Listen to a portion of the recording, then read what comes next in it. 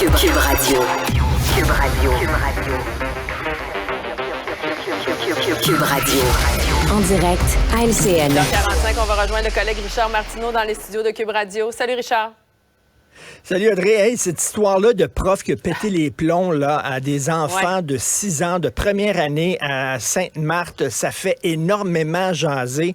Et on se pose tous la question, parce que comment ça se fait qu'elle pouvait encore enseigner? Hein? C'est certain que les collègues savaient qu'elle avait la mèche courte, qu'elle était épuisée. On peut comprendre qu'être professeur, c'est pas facile. Puis des fois, il y en a qui sont au bout du rouleau. Il y en a qui sont épuisés. Ça sent le brûler entre les deux oreilles. Ces gens-là, il faut les retirer rapidement des classes, leur permettre de se reposer, les mettre ailleurs, ou bon, les suspendre. Comment ça se fait qu'elle a pu faire ça pendant si longtemps? Et je veux seulement souligner le fait que c'était à l'émission de Benoît Dutrisac à Cube Radio. Hein. Les extraits sonores avaient été envoyés à Bernard Drinville, ministre de l'Éducation, et à Marois Risky, qui est critique en matière d'éducation pour le Parti libéral du Québec. Madame Risky n'a pas attendu 2 secondes, elle est venue tout de suite hier à Cube Radio, à l'émission de Benoît Dutrisac pour réagir. Monsieur Drainville, hier, il était à la joute, puis il a dit on n'avait pas connaissance de ça. Je m'excuse, mais il était en possession. En tout cas, son équipe était en possession de ces enregistrements-là. Ça s'est peut-être perdu dans sa boîte vocale, je sais pas, là, ou dans sa boîte de courriel, mais bref, c'est quand même toute une histoire. Il y a des professeurs qui devraient pas enseigner dans des classes. Heureusement, ils l'ont retiré, mais à quel coût? Oui, c'est pas évident, ces propos-là qu'on entend tourner là, depuis hier. Richard, on revient encore une fois sur cette grève des fonctionnaires fédéraux qui en sont à leur 7e journée de piquetage aujourd'hui. Et là, je te cite, tu dis « Ce ne sont pas de petits travailleurs exploités par le méchant gouvernement ». Oui, c'est ça. Je veux mettre l'accent sur des chroniques de 2 de mes collègues. OK? Emmanuel Latraverse, aujourd'hui, qui dit il y a combien de fonctionnaires fédéraux qui ont participé au fameux vote de grève? C'est le tiers des fonctionnaires fédéraux qui ont participé au vote. Seulement le tiers.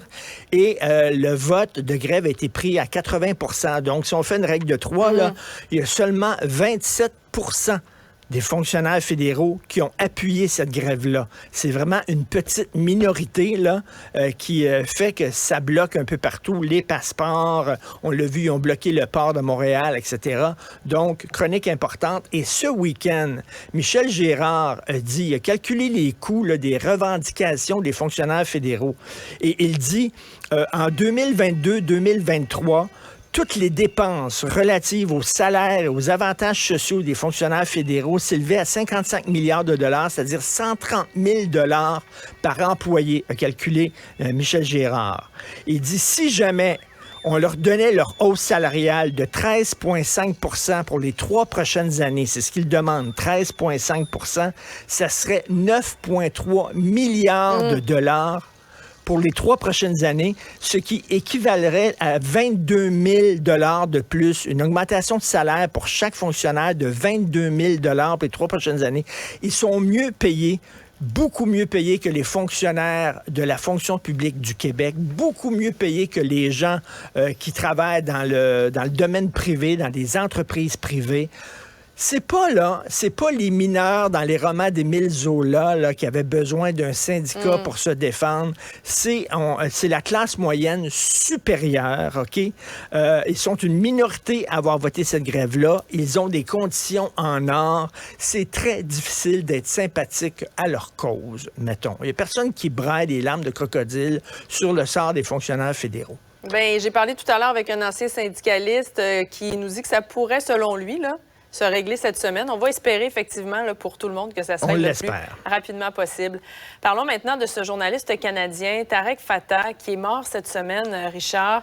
Tu veux parler de ce qu'il a accompli, là, figure extrêmement importante, dis-tu, des musulmans laïcs qui s'est battu toute sa carrière contre la mouvance radicale au sein de sa religion. C'est ça, Tariq Fatah, alors on le voit, lui là, il est décédé hier d'un cancer. C'est une figure très, très connue au Canada anglais. Il était entre autres chroniqueur au Toronto Sun. C'est un homme qui vient du Pakistan. C'est un homme qui est de culture, de religion musulmane et qui s'est battu toute sa vie pour la laïcité. Il appuyait la loi 21. Il était d'accord avec la loi 21. Il disait qu'on devrait interdire la burqa en territoire canadien.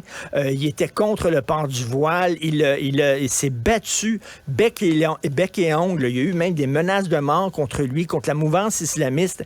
Et tout ça pour dire, lui comprenait pas comment ça se fait que dans les médias, dans les publicités, chaque fois qu'on veut montrer une musulmane, on montre une femme voilée. J'ai vu une publicité de Tim Hortons l'autre jour, une publicité de McDonald's l'autre jour. C'est tout le temps des femmes voilées. Lui, il dit, c'est la minorité, c'est la majorité des musulmans sont comme moi, ce que disait M. Fatah. Ce sont des gens qui sont, oui, croyants, mais qui sont pour la laïcité, qui sont pour une séparation entre l'Église et l'État, qui sont pas nécessairement pour le port de signes ostentatoires partout, qui sont d'accord avec la loi 21. On les entend peu, on les voit peu. M. Fatah, ça a été vraiment le combat de toute sa vie. C'est une personne importante. Bon, à la fin de sa carrière, il a vraiment viré à droite, il appuyait Donald Trump, il y avait des positions un peu particulières, mais quand même, là-dessus, sur la place de la religion dans l'espace public, c'était quelqu'un qui parlait au nom de la majorité des musulmans au Canada. Donc, Tariq Fatah, bien sûr, toutes mes condoléances à ses proches. Il est décédé des suites d'une longue maladie. Merci beaucoup, Richard. Tout à fait. Cube Radio.